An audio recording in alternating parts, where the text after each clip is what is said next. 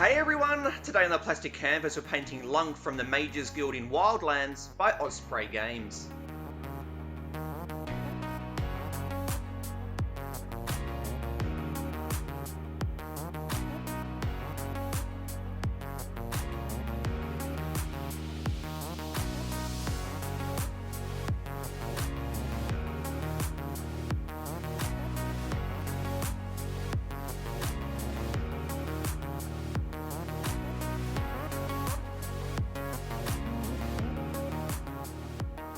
Hey everyone, Matt here from the Plastic Canvas and welcome to the first episode in this Wildlands series, and we're kicking it off with Lunk. He's the big hulking dude that carries all of the spellbooks around for the Mages Guild. So going into painting Lunk, there were two main elements that I really wanted to spend my time on and really nail the look of, or at least the image of it that I had in my head. And that was with all of his armor, just building up a real chipped and tarnished metallic effect, and then with his robe cape thing that he's got on, just really doing lots of highlighting and shading there to build a really strong contrast between the deeper shadows and the brightest highlights, so that all of the folds and the creases that are in there, because there is some really nice detailing in that cape, that they would really stand out, and sitting around the edge of the table, those folds and those contrasts could really be seen. Same thing with his armor though, that all of the damage and the chips and whatnot in his armor could easily stand out around the edge of the table. So here I'm starting off his armor, and what I did is I mixed some black and my darkest blue into my silver metallic paint. And the reason I did that is because I wanted to, first of all, start it off quite dark, so that then all of the chipping and whatnot that I do later on with my straight silver metallic really stood out. But I wanted to have just the slightest blue tinge to his armor, if for no other simple reason than the fact that I just think it would look pretty cool. So that was my starting point, black, blue, and the silver metallic. And then I put a black wash over the top, first of all, to dull it down even more. Also to get rid of the majority of the shine and the luster that was in the base coat that I put down, because I did have some portion of it was that silver metallic.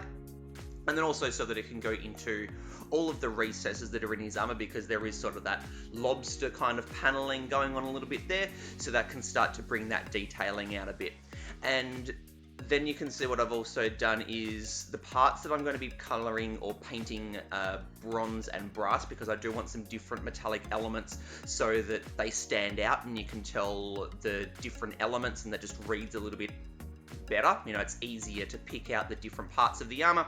I laid down some black for those parts, so that then when I go to put down the bronze and the brass, it just keeps them quite dark and keeps it a deeper color, so that it's not too bright, because I don't want any part of this armor plating to read as too bright or shiny, because I don't want it to look brand new anymore. He's been through a few battles, on a few adventures, it's going to have gotten dirty, the shine's going to have been knocked off, and so I want it to read that way. And so now what I've done is I've gone back and mixed in not my darkest blue, slightly lighter blue than what I used for the base coat, in with my silver metallic, and now I'm just going around and very carefully just picking out all of the edges. And what this is doing is bringing that blue tinge back to the armor, but now it's making the edges stand out, so the majority of it is still quite dull, but by bringing out the edges, it helps all of those panels to stand out a little bit more. But here is where I start to build that chipped and tarnished and worn look. So as I'm painting the edges, I'm not doing all of the edges as one smooth stroke. I'm, to a fairly fine degree, to a fairly minimal degree really, kind of stippling it on, I suppose, just kind of unevenly, almost bouncing the brush along the edges. For the most part, it's picking up, you know, the majority of the edge, but just to a slight degree, just bouncing a little bit. And what that does is it just gives a slight inconsistent finish to each of those edges to kind of give the effect that some of those edges have taken some knocks and things like that, and so that some parts are a little bit shinier than others. And then I was also just doing some fine lines just here and there just to make it look as though, you know, there might have been some sword damage or something like that that have struck across some of those panels, just to start to pick them up a little bit. And so what we've got from doing that stage, before talking about using the straight metallic here, is that you've got that initial base coat coming through where all of the luster had been taken out by the wash.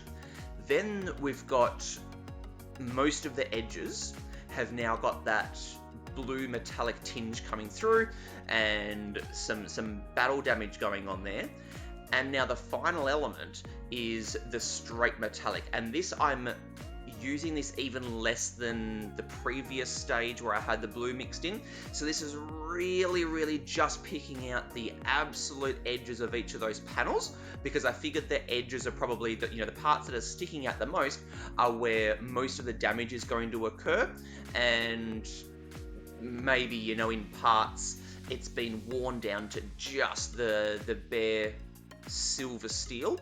And so I just went around and just very carefully picked out just the edges that are sticking out the most with that straight metallic. And so the reason I did that was, first of all, to further reinforce this damaged look, but also this helps it to read even more as being metal, because now that straight metallic's coming through, and it makes it really clear that he's wearing metal armor. But now we've got 3 different elements going into building up this worn and tarnished and damaged look. So like I said, that initial base coat that had the black wash go over the top, that's what's mostly coming through really. Then there's the blue and the silver mixed together, where I picked out all of the edges and then did those little, you know, cut sort of strokes here and there. And I did a few little just dots and dashes and things like that just to pick out some finer sort of texture kind of work. Then the straight metallic, which is just really on the absolute most outer edge of each of those panels, just to really bring some shine into there, reinforce that damage, because the silver metallic is what gets seen the easiest. And then I did a couple of little cut strokes here and there, but those 3 layers working together gives a good contrast between the silver metallic. It helps that to stand out a lot, and so it really reinforces that damage. But it also kind of emphasizes that blue, that very slight blue tinge that is now coming through, which I think adds an interesting element to it, as opposed to maybe just putting in black with the silver metallic for the base coat, or even just using just straight metallic and then putting a wash over the top. That would have been fine as well, but that blue tinge I think just makes it look a little bit more interesting, adds a bit more depth to the color, and yeah, further sort of darkens it just to help allow that straight silver metallic at the end there to really stand out, which I think really emphasizes and sells the damaged, worn look of the armor. So then I'm pretty much doing the exact same approach with the bronze and the metallic. So with the bronze, I mixed in a little bit of black with that as well, and then that went over the top of the black paint that I'd already put down, and that helped to really darken that and add a lot of depth to it. Then I put the black wash over the top of that. With the brass, I didn't mix any black in with it because I didn't think it really needed it. I was happy for that part to read that little bit lighter, because it's kind of it's more protected armor that's sitting underneath his pauldrons there. So I didn't think it really needed to be too dark, but it still had the black wash go over the top. And then now, just like when doing the metallic, I've gone back to my straight bronze, and now I'm just picking out all of the most extreme edges, the parts that are going to get knocked around the most, and I'm just reinforcing the brightness of them so that it helps the different layers of the armor paneling to stand out. And then I'm also just doing little flicks and just very fine strokes just here and there to act as sword or axe damage or whatever, and that just helps to reinforce the damage that's gone on there, that some parts are a little bit more worn than others, some parts have taken more damage than others as well. And on his helmet, which I didn't really mention before, I used that blue metallic base coat on sort of the top and back section of his helmet, but then the visor that comes down, I painted that with the bronze just to, I don't know, help just add an extra little element to his helmet there. I wanted that visor to stand out a bit more, and so I just painted that in bronze. And I also did the detailing that's on his helmet. There's these little sort of swirly kind of raised sections which I thought looked really nice. I picked them out in the bronze as well just to help them stand out a little bit. So that's, yeah, how I went through building up that damaged and tarnished look to his armor. So really what I was just going for there was just the general sense that once upon a time this armor was probably brand new, but it's not anymore because he's been on lots of travels and adventures, probably a few fights, copped a bit of damage, so all of that luster and shine and brightness is gone from the metal. He's taken some damage, it's gotten dirty, the shine's gone for the majority, but it is still there a little bit, and so yeah, it still reads as metal, but very worn, tarnished, damaged metal that just kind of helps to tell this guy's story a little bit. I'd see him in the guild because the other ones in the guild are smaller characters that are wearing just more traditional robes. He's got his armor, so he's the one that's going to be going into battle, kind of leading them in, taking most of the damage, and so that's hopefully reflected in his armor there. Alright, so here I'm starting to highlight all of the different leather sections that I've painted. Now in the artwork, it does indicate as though the parts that go over his hip that kind of come out from under the metal sections there are leather. It's quite dark. I just kind of painted it leather. I actually decided on doing that before really seeing it in the artwork because I wanted to have some sort of contrasting element there so that he wasn't metal just from head to toe. So this was a good way of sort of breaking up the armor on his chest and arm from the metallic down on his legs, just to sort of bust that up a little bit so it wasn't too same from head to toe. Now with the highlighting, the way that I've built this up, so first of all I used my ruddy leather just to put down the base coat. Then I used Agrax Earthshade just to lay a wash down because there is a bit of detailing here, so there was quite a few recesses for the wash to flow into. And then now with the highlighting, I'm just gradually mixing in some leather brown, which is my lightest brown, in with the ruddy leather. And the way that I've worked out where to put this, I basically used the little paneling that's in the leather sections there, which I'm highlighting at the moment, as a guide for where to put the highlights. So there's, 4 or 5 different little panels that run horizontally that have the recesses running around them. And so what I did is when I put the first little bit of leather brown in with the ruddy leather, I highlighted, first of all, I went back to the ruddy leather and just picked out every single raised section. No matter where it was, every single raised section got the ruddy leather.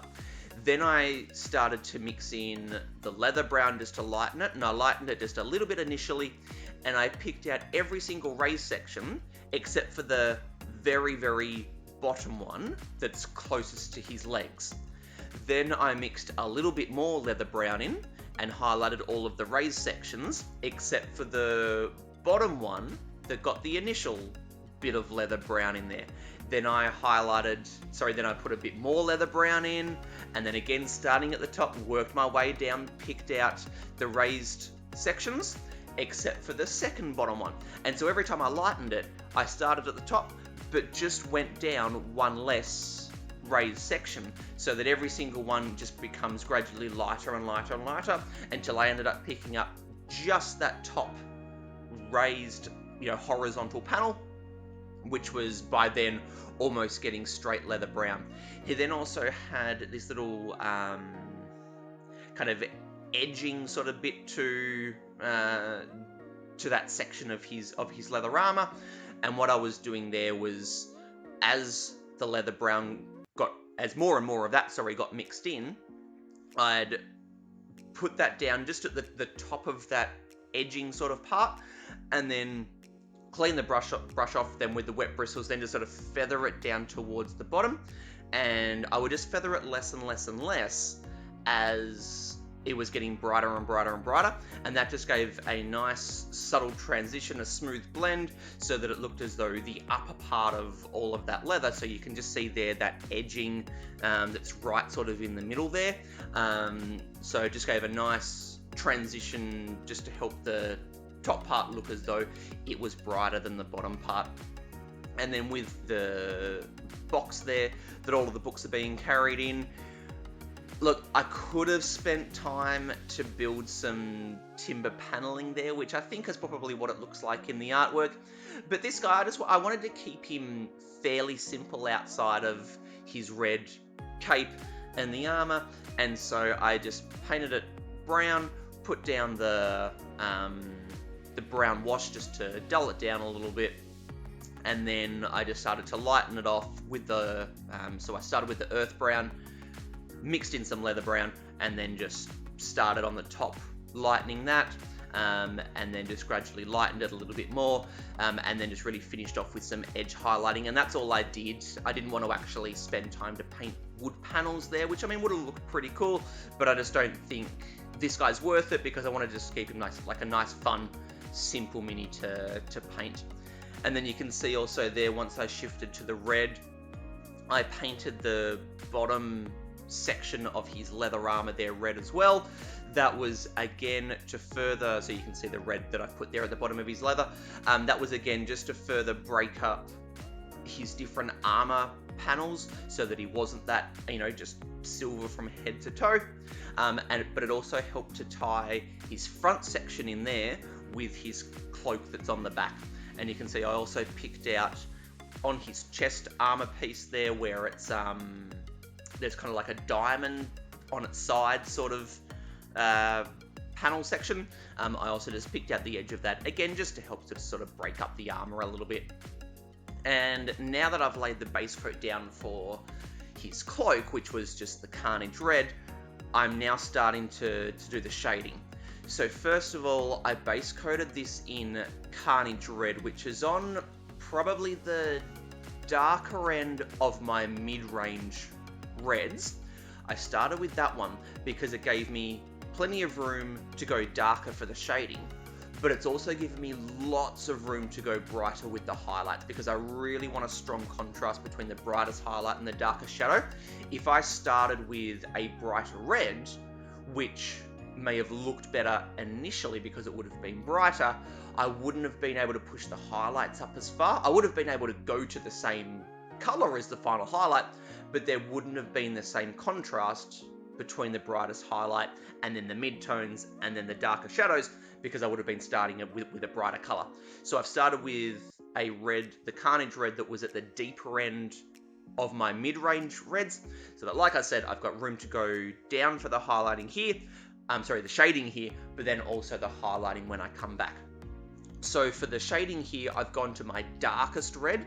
This is Bloodstain red, and what I've done is just heavily thinned it down. Lots and lots of water's been mixed in here. And so what that means, first of all, is that it's really smooth, so it's easy to feather the edges out. But also, because it's really thin, every layer of paint that goes down only makes a small difference to the layer that was down before it. And that gives me a lot of control over how quickly the paint builds up and how quickly it gets darker and darker, because it's really easy to go too dark too fast, and then you can't get those smooth blends, because the smooth blends is what I was really going for here, because there aren't really many sharp folds.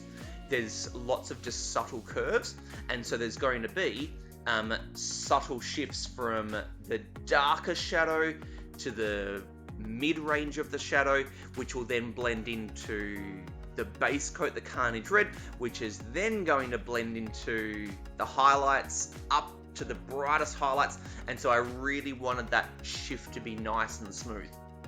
And so what I did is I laid down the really thin Bloodstain red right in the deepest part of the recesses. Then I cleaned off the bristles, and then left the bristles wet, and then just feathered out the edges away from where I wanted the shadow to be its darkest, and that then started to give a nice smooth shift back towards the base coat, just that Carnage Red. And then I just worked around, did that with every single fold. You're obviously not seeing me do it with every fold because it would just take too long, but did that with every single fold, worked all the way around. And then when I came back to my starting point to then do the second layer, I then just had it not quite as thin, laid it back right down in that deepest part of the recess, and then just feathered it out not quite as far. So that now we've got a darker part of the shadow right in the deepest part of the recess, which then feathers out to the initial shadow that was put down, which then feathers out into the base coat. And then I did a third layer as well, where it wasn't thinned down nearly as much as the first layer, put it right in the deepest part of the shadow, and then almost didn't feather it at all. And so what that has done is given a super dark shadow right in the bottom of the recesses, which then feathers out and blends out nicely into the Carnage Red, just the base coat there. And so now I'm going to my highlighting. And so for the first stage of the highlight, I've mixed some Heraldic Red, which is of my mid-range reds, probably my brighter one. I've gone straight with that into the Carnage Red for the first layer of the highlighting. If I had used a wash to do the shading, my first layer of the highlighting would have been back to the Carnage Red, the base coat, but because I didn't use any washes here, I was able to just go straight to the Carnage Red mixed in with the Heraldic Red. And so here I'm basically doing the reverse, I suppose, of the shading. So it's thinned down, and I'm picking out everywhere that would get any amount of light. And then I'm just, again, cleaning the bristles, but with the bristles still wet, then feathering the highlights there away from where the brightest highlight would be in towards the shadows. And so by keeping it thin, again, it means that one layer isn't going to put down too much paint, and it really helps to get that smooth blend, because you can run that blend just a little bit over where the shadow starts, and you just start to get that that nice smooth blend happening, and that transition from the highlight down to the shadow. And so each layer here, I just start to mix in a little bit more and more of the Heraldic Red, just so that it gradually gets a little bit brighter.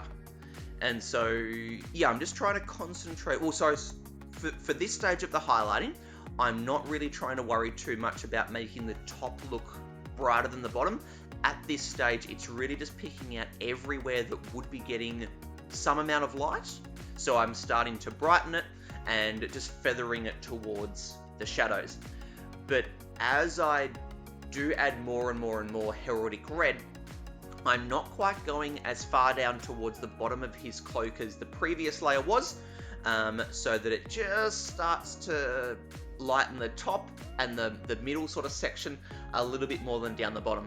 Now I've ditched the Carnage Red, we're now with just Heraldic Red here, and here's where I start to build the contrast within the highlights, because I don't highlight as much area, and you'll see I don't go quite as far down as what I did when I had the Heraldic Red and the Carnage Red mixed together. So we're now a bit brighter, and I want to start making the top parts, so the top of his shoulders, the cloak that goes over the top of the box that's holding the books, you know, just making those areas look brighter than down near his feet, because they're going to be getting more light. But I'm still going through the same process. It's still thinned down a bit. I'm still putting it where I want the highest concentration of the light to be, and then just feathering it away from there towards where the shadows are.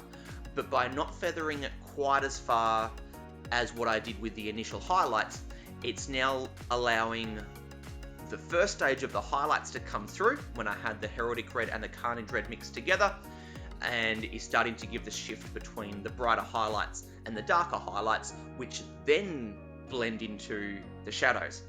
Now I've gone to Magma Red, which has a lot more, probably orange, I suppose, mixed into it than what the Heraldic Red does. So this is a more saturated red. And now this is where I really start to concentrate it around the top. So we're really building the effect here that the top sections are being hit by light, not as much the bottom sections, and now we're starting to get some good contrast between the highlights and the shadows. So the bigger folds, like the one I was painting just there, and the bigger ones that run down his back, they get a bit of this magma red to make them stand out a bit more from the smaller folds.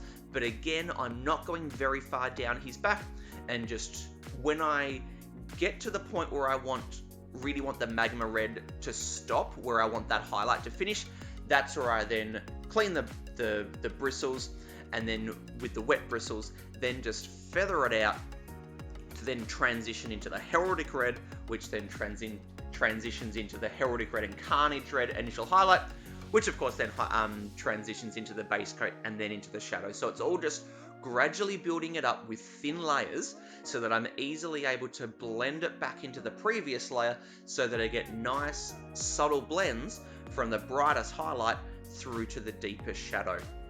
And then after here, I then start to mix in some orange, and that then becomes the final stage of the highlight, which really just pushes that right on top, and I concentrate that on the very, very top section, which really pushes the fact that the top is getting the most amount of light, and then it all just then gradually shifts down through all of the different stages of the highlighting, down into the shadows, to really bring out all of these cool folds, because they're very nicely done, very cool sculpt, and yeah, helps to bring that contrast out, which is going to be seen from people that are sitting around the edge of the table.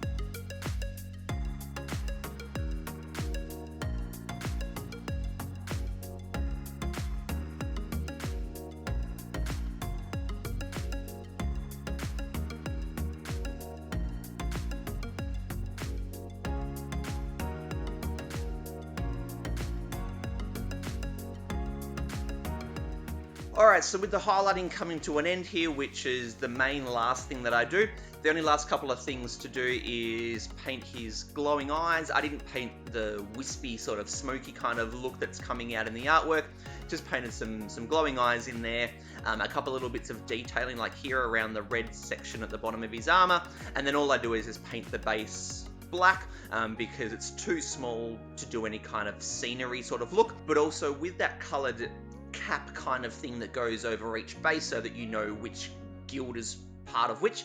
You don't really see the base anyway, so black was just really simple. But that brings Lunk to a finish. I had a ton of fun painting this guy. I thought there was lots of character in him, and building up the metallic look and doing all of the highlighting in the robes. I was super happy with how this guy looked when he was finished.